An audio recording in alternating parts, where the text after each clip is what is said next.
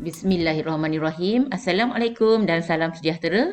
Bagaimana keadaan kamu semua? Cikgu harap kamu semua berada dalam keadaan yang sihat.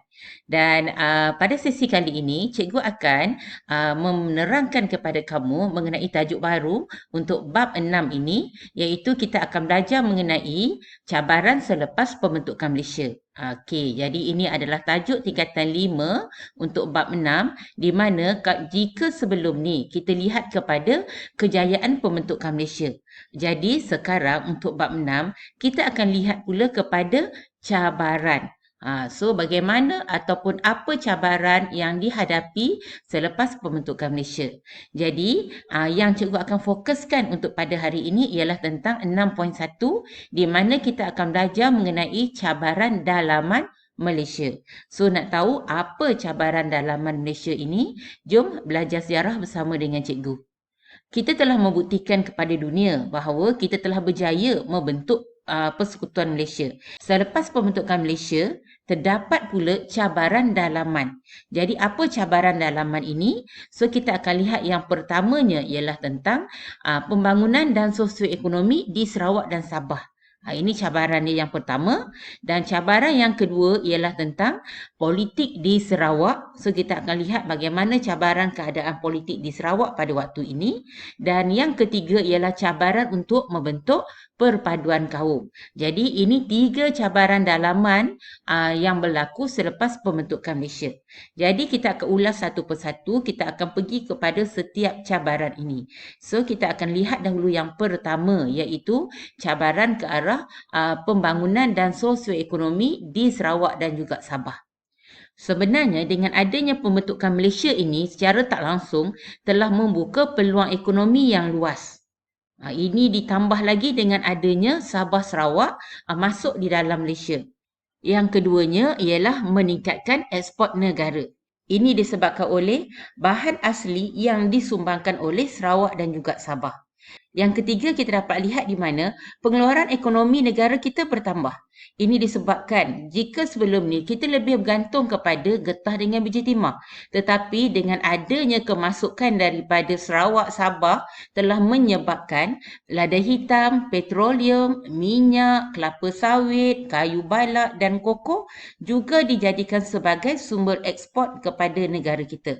Jadi secara tak langsung kita boleh lihat di sini pembentukan Malaysia ni telah membuka peluang ekonomi yang luas, telah meningkatkan ekspor negara dan juga telah menyebabkan pengeluaran ekonomi kita makin bertambah. Walau bagaimanapun, terdapat cabaran yang dihadapi. Apa cabarannya? Inilah kita akan lihat pada hari ini, di mana kita akan lihat cabaran pembangunan dan sosioekonomi di Sarawak dan juga Sabah. Jadi cabaran pembangunan dan sosioekonomi di Sarawak dan Sabah ini, yang pertamanya kita akan lihat dahulu kepada memperbagaikan kegiatan ekonomi. Di sini kita lihat Sabah dan Sarawak mempunyai banyak kekayaan hasil bumi. Tetapi rakyatnya masih lagi mengamalkan pertanian sara diri. Jadi ini cabarannya. Maksudnya kita ada kekayaan hasil bumi kita. Tetapi penduduk masih lagi mengamalkan sara diri. Dan kerajaan perlulah untuk susun bidang pekerjaan.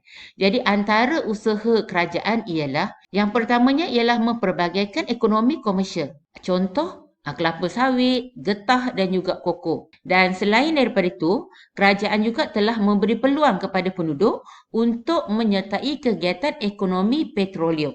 Jadi kita lihatlah ini antara usaha kerajaan untuk memperbagaikan kegiatan ekonomi. Yang keduanya ialah memajukan sistem perhubungan dan pengangkutan. Masalah yang dihadapi di sini ialah saiz negeri. Di mana saiz negeri Sarawak dan Sabah ini besar.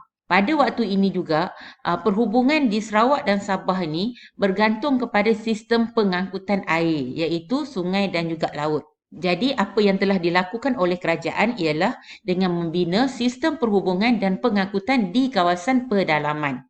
Kemudian kita lihat di mana kerajaan juga telah menyeimbangkan pembangunan melalui rancangan Malaysia pertama yang bermula pada tahun 1966.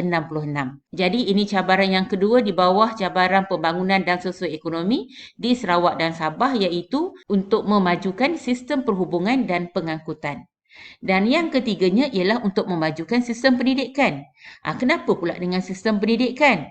Jadi kita lihat di sini di mana kebanyakan sekolah yang wujud pada zaman British ini adalah sekolah vernacular Inggeris dan sekolah Cina. Dan sekolah ini didirikan di kawasan bandar. Jadi penduduk yang berada di kawasan luar bandar ataupun di kawasan pedalaman ni tidak mendapat peluang yang secukupnya untuk bersekolah. Jadi apa yang dilakukan pada waktu ini? Di mana tumpuan untuk memberi peluang pendidikan kepada penduduk, terutamanya penduduk Bumiputera. So apa yang dilakukan oleh kerajaan ialah dengan membina sekolah dan juga melatih guru.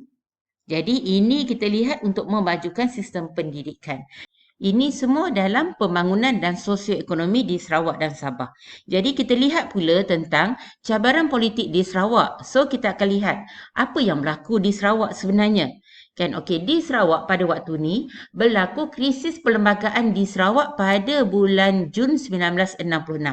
Apa yang berlaku? Di mana 21 orang ahli konsern negeri tidak puas hati dengan kepimpinan Stephen Kalung Ningkan yang pada waktu ini merupakan Ketua Menteri Sarawak. Jadi Stephen Kalung Ningkan ni telah dipecat oleh Gubernur pada Jun 1966.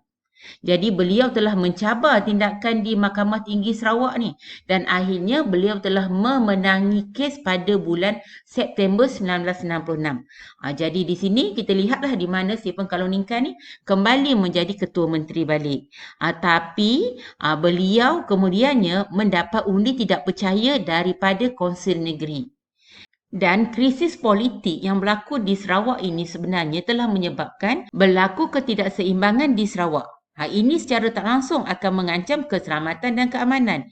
Jadi secara tidak langsung, inilah kita lihat cabaran politik di Sarawak yang akhirnya nanti membawa kepada darurat diisytiharkan di Sarawak pada bulan September 1966. Akhirnya apa yang berlaku, Stephen Kalung Ningkan telah digantikan dengan Tawi Sli. Jadi ini kita lihat cabaran politik di Sarawak disebabkan oleh ketidakpuasan hati 21 orang ahli konsern negeri terhadap kepimpinan Stephen Kalung Ningkan yang pada waktu ini merupakan Ketua Menteri Sarawak.